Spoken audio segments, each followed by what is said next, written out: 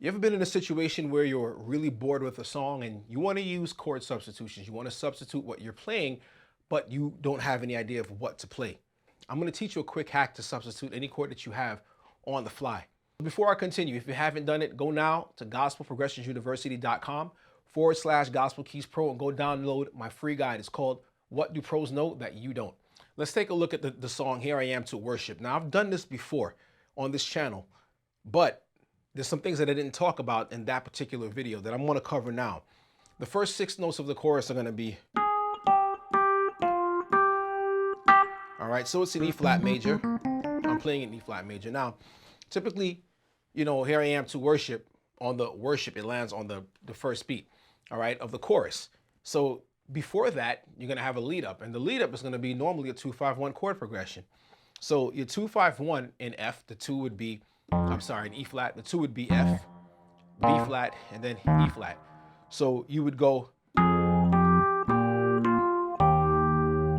typically that's what would happen.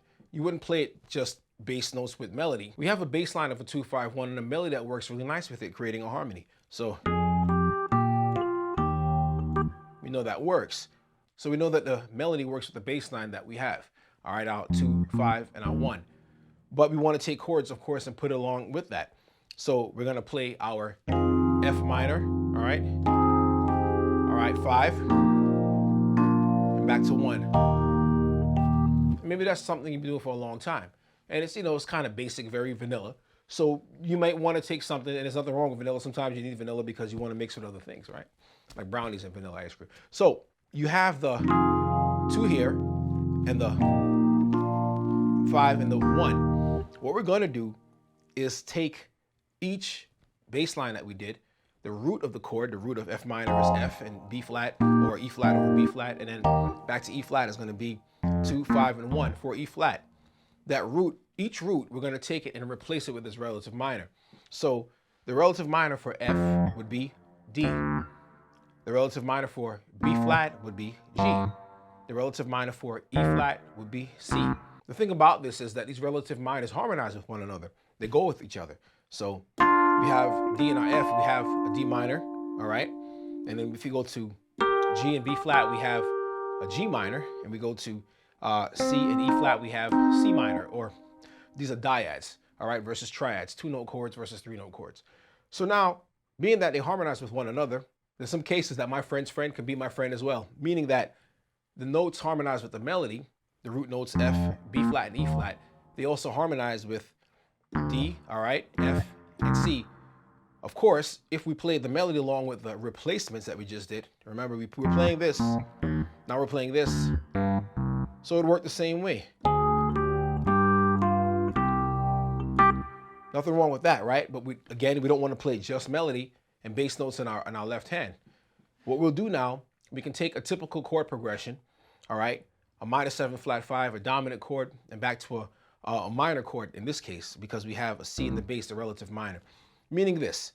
So we do, right? We set it up like that. We set it up with our 2, and this pulls to the 5, all right, of C, all right, because we're replacing now. This is our first replacement chord for the D. For the F would be this here, all right, and then we got our next chord here, replacing this B flat with this G here, okay, and then we resolve it here, replacing the E flat and the bass with a C. Now that works because the tones overlap. And so you may say to yourself, well, you know, where does this B come from? And you're doing, you know, slightly different things, and it's D flat. They come from other scales that have notes that harmonize with the scales that you know already that you're playing in. This is why it's important to learn scales.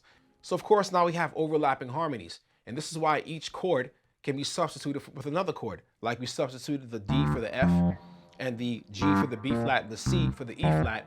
We can do that with other notes that harmonize with other scales. I'm not going to go through all the scales. I'll give you a couple of ideas, but these are ideas. So when you start to learn your scales or you start to apply them, you can see, wow, well, now I can come up with a different chord substitution or something else, another harmony that works well with the same exact melody without changing the structure of the song or butchering it. All right. So now we have this. We have this diminished chord, right, from the diminished scale. All right. That works because what we're doing here is using this diminished scale that actually happens to overlap over several scales that have G sharp or A flat in it. All right. And then when we go here, we're using the major scale. So we have major scale harmony, or the C rather, major scale. This would be the Dorian. Okay. It could be the Dorian, or it could be from another, it could be the Aeolian for F. It could be a lot of things, but they just happen to match, the harmony happens to match what we're trying and what we're listening for. It's not like you necessarily do this in practice, but it gives you a plethora of ideas to choose from. So we go here, and then we can resolve here. All right, there's nothing wrong with resolving to a major. You can change the harmonies if you decided to tell the singers, hey, we're gonna do something a little different, and the harmony would change slightly. Not necessarily something you'd bust out in the service, because during a worship service, people tend to they want something simple, but this is to give you ideas. So when you're at home in the practice room, you have something else to look to. There are many scales. You can hit up Google and check out different scales and see what actually works with the chords or the melody notes that you're playing to match the harmony. All right, there's so many things that you can do with that. But I hope that's helped you. And if it has helped you, go over to gospelprogressionsuniversity.com now and go check out my guide. It's a free guide. It's called What Do Pros Know That You Don't? What do the pros know that you don't? At gospelprogressionsuniversity.com/Gospel Keys Pro. God bless you, and I will see you in the next video.